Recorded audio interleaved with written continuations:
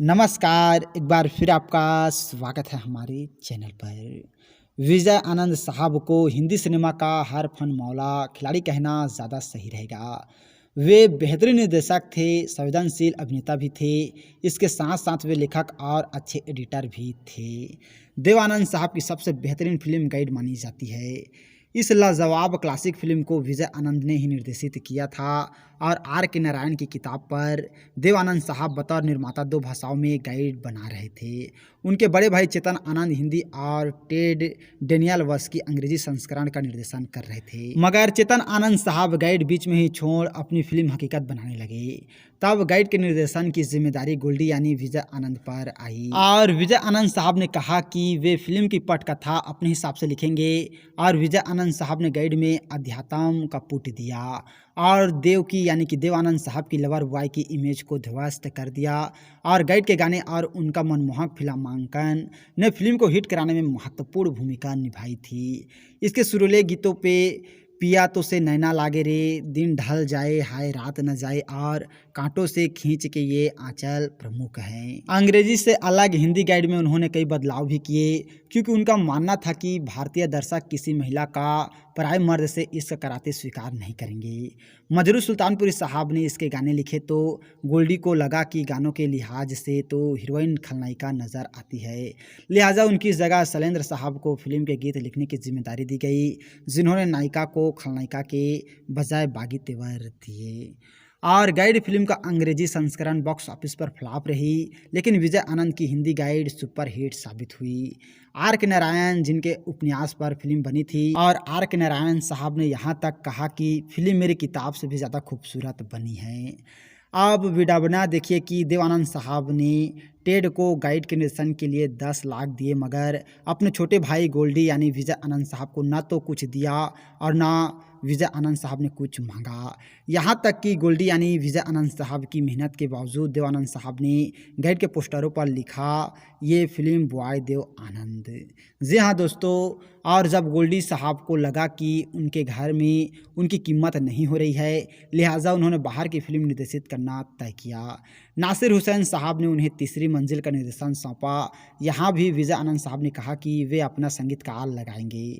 नासिर और तीसरी मंजिल के हीरो शम्मी कपूर साहब शंकर जयकिशन के भक्त थे, मगर गोल्डी यानी विजय आनंद साहब के कहने पर दोनों ने आर डी बर्मन साहब को सुना और उनके भक्त बन गए। और इस फिल्म के गीतों की सफलता से आर डी बर्मन साहब ने हिंदी फिल्म गीतों में एक नया आयाम जोड़ा और यह नए ज़माने का संगीत था, जिस पर पश्चिमी वाद्य यंत्रों का प्रभाव साफ दिखाई देता है। और अनुबंध के मुताबिक फिल्म के बॉम्बे वितरण क्षेत्र के मुनाफे में गोल्डी यानी विजय आनंद साहब को 20% मिलना था।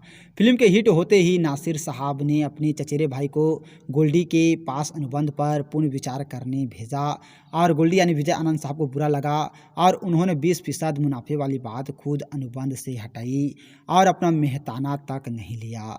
यह बात गोल्डी के मित्र फिल्म वितरक गुलशन रॉय को बहुत बुरी लगी और दोस्तों गुलशन रॉय को अफसोस था कि उनके मित्र को ठग लिया गया है, लिहाजा उन्होंने अपनी कंपनी त्रिमूर्ति फिल्म्स बनाई और कहा कि गोल्डी उनके लिए एक फिल्म निर्देशित करें।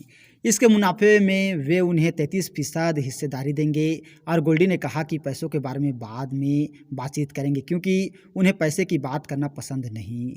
इस तरह बनी बतौर निर्माता गुलशन रॉय की पहली फिल्म जॉनी मेरा नाम और ये फिल्म 1970 में रिलीज हुई थी।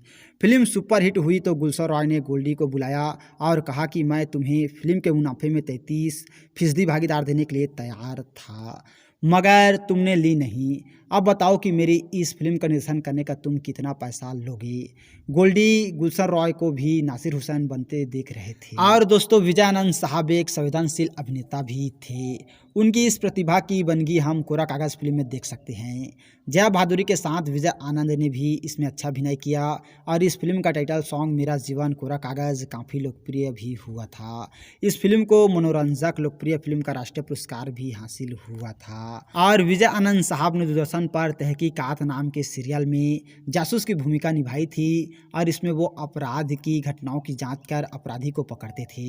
विजय आनंद साहब ने काला बाजार व जवेल थीप जैसी कई अन्य सफल फिल्में भी निर्देशित की है। और दोस्तों आज है बॉलीवुड के सुप्रसिद्ध अभिनेता व निर्देशक विजय आनंद साहब का जन्मदिन। तो हम लोगों की तरफ से विजय आनंद साहब को जन्मदिन की बहुत बहुत बधाई। और आप जहां भी रहें खुश रहें, आबाद रहें, हम लोगों की यही दुआ है। क्योंकि दोस्तों मैं आप लोगों को बताना चाहूँगा विजय आनंद साहब अब हमारे बीच नहीं हैं। 23 फरवरी 2004 को इस दुनिया से अलविदा कह गए थे, जिसका दुख हमें बेहद ही ज़्यादा है।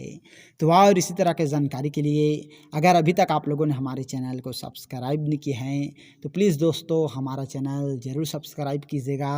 और वीडियो को अभी तक लाइक नहीं किए हैं तो लाइक कीजिएगा, शेयर कीजिएगा। थैंक यू दोस्तों हमारी वीडियो वॉचिंग करने के लिए।